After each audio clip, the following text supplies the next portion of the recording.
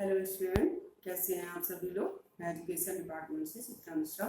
आज हम अपने इस लेक्चर वीडियो में स्वामी दयानंद जी के शिक्षा दर्शन के बारे में चर्चा करेंगे और दयानंद जी का शिक्षा दर्शन क्या है, क्या बताया है उन्होंने शिक्षा दर्शन में, ये हम आप लोगों को बताएंगे। पहले हम दयानंद जी के बारे में, जिनका पूरा नाम है स्वामी दयानंद सरस्वती जी, तो इनके बारे में हम देख लेते हैं कि इनके जन्म, इनके माता पिता का नाम, इन्होंने क्या ऐसा किया, ये सारी चीजों के बारे में चर्चा करते हैं। स्वामी दयानंद जी का जन्म गुजरात में काठियावाड़ के मोरबी नामक एक गांव में छोटे से राज्य में 1824 को एक संपन्न ब्राह्मण परिवार में हुआ था। इनके पिता श्री कृष्णलाल तिवारी सामवेदी शिव के उपासक थे। दयानंद जी का प्रारंभिक नाम मूल शंकर था। 1838 ईस्वी में शिवरात्रि के दिन पिता की आज्ञा से रात्रि जागरण करते हुए शिव भक्त में लीन मूल जी ने देखा कि शिव की मूर्ति पे चूहे दौड़ रहे हैं। मूल जी को शिव की शक्ति पर संदेह हुआ। पिता से पूछने पर मालूम हुआ कि वो ये पत्थर की मूर्ति है। तत्पश्चात पिता ने अनुरोध किया और वो घर आ गए। पिताजी ने अनुरोध किया घर आने के लिए कि तुम घर जाओ, और इस तरह से वो घर आ गए। तत्पश्चात घर आने पर उन्होंने अपना उपवास तोड़ दिया और इस प्रकार मूल के जीवन की दूसरी घटना बहन की मृत्यु थी। इन दोनों के प्रति मूल जी को स्नेह और श्रद्धा थी, जो उनके अलग होने पर इन्हें बहुत बड़ा धक्का लगा और इन सब से व्यथित होकर अमृत की खोज के लिए 1846 में गृह त्याग दिया।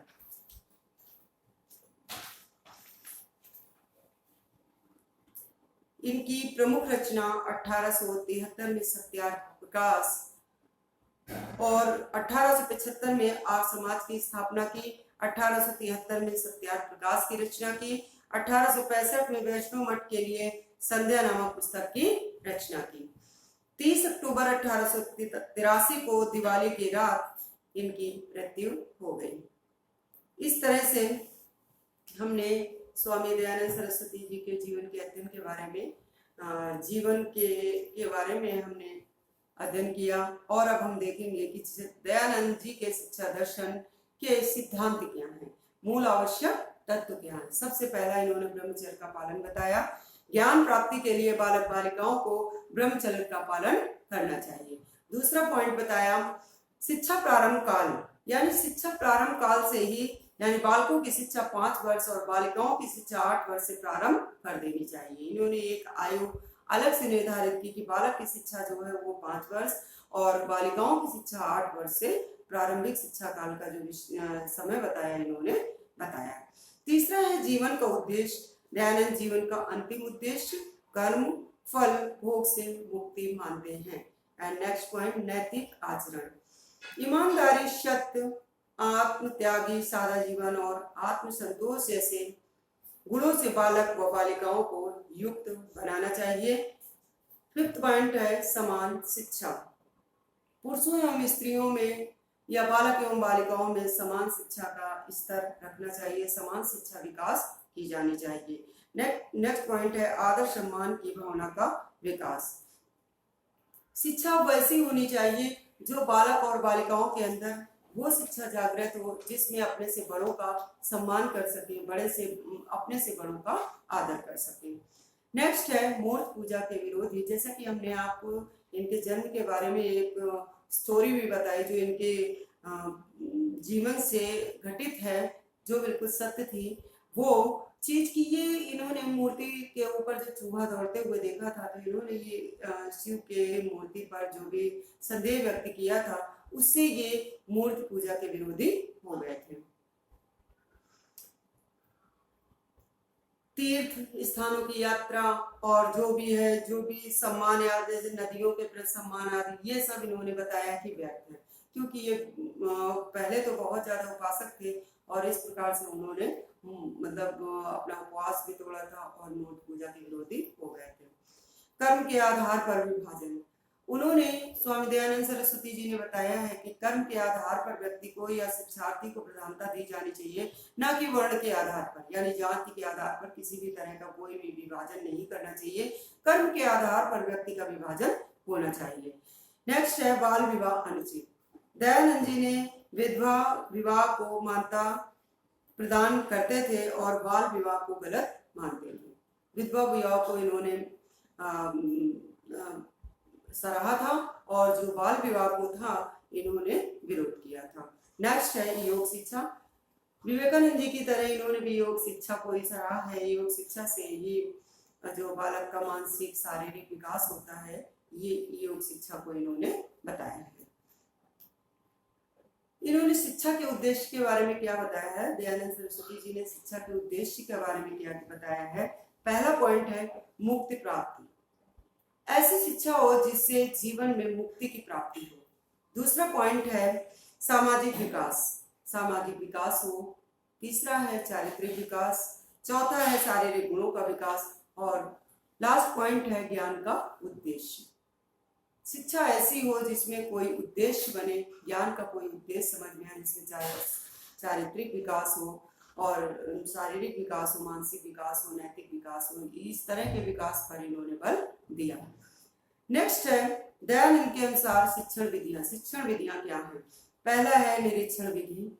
किसी भी चीज को ऑब्जर्वेशन में लो, किसी भी चीज की निरीक्षण तक निरीक्षण करो, उसके बारे में परीक्षण करो, जानो, निरीक्षण करने के बाद परीक्षण करो और इसके बाद सारा संग्रह करने के बाद, निरीक्षण परीक्षण करने के बाद, उसका प्रयोग करने के बाद उसका परिणाम तक पहुंचना चाहिए।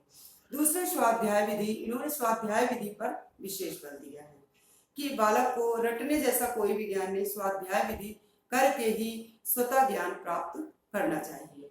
थर्ड पॉइंट उपदेश या व्याख्या विधि। उपदेश के आधार पर या व्याख्या विधि को इन्होंने प्रोत्साहन प्रदान किया है। नेक्स्ट है प्रश्नोत्तर विधि।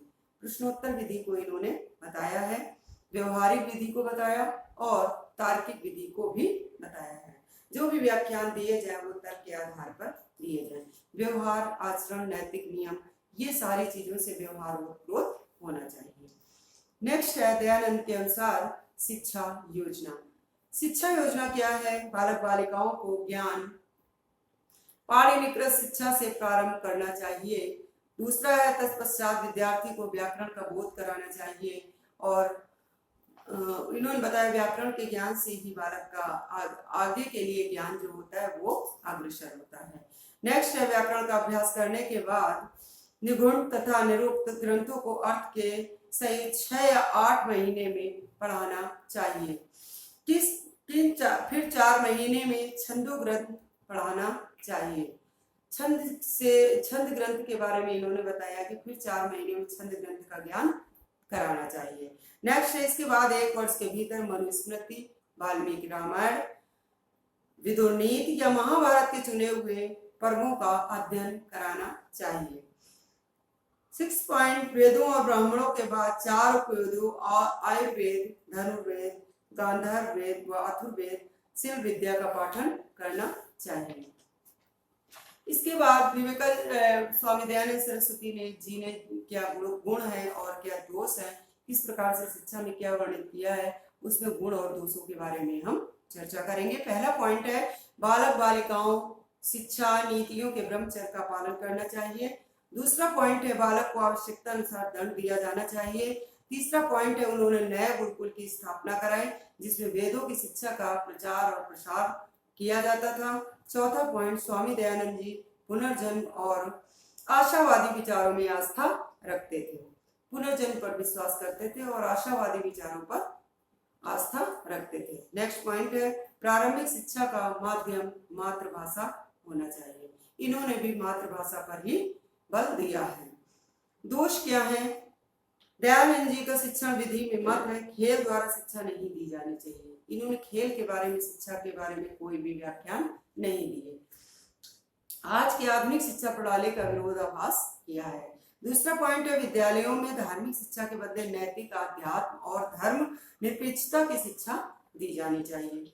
तीसरा है वो हर बच्चों को स्कूल भेजने के लिए राजनियम का पक्ष लेते हैं जो भारत जैसे गरीब और अधिकतर अशिक्षित देश में लागू करना कठिन है। इस तरह के शिक्षा दोषों को इसमें बताया गया है कि किस तरह की शिक्षण विधि में इन्होंने खेल की विधि को स्थान नहीं दिया। जबकि आधुनिक शिक्षा प्रणाली में मारिया मॉन्टेसरी, फ्रोबेल इन गिज्जू भाई, इन सब लोगों ने खेल खेल में ही बालक को शिक्षा प्रदान करने के लिए बताया है। आज हम इस लेक्चर वीडियो में हम अपना यहीं पर लेक्चर वीडियो समाप्त करते हैं। अगले लेक्चर वीडियो में फिर से मिलेंगे।